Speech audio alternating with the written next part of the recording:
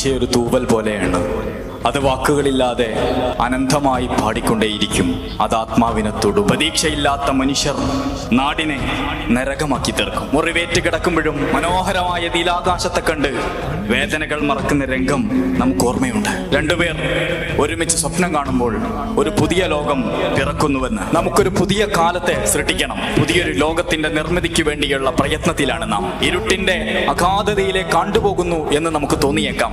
അതിനുമപ്പുറത്തെ വെളിച്ചത്തിന്റെ വർണ്ണരാജികളെ നമുക്ക് തീർക്കാൻ കഴിയും. പ്രിയപ്പെട്ടവരെ, നമുക്ക് ഇക്കാലത്ത് മൗനമല്ല, പറക്കുപേറിട്ട നീരിൻ്റെ അകക്കാമ്പ് പേറുന്നതെന്താണ്? ഇരുട്ടാണ്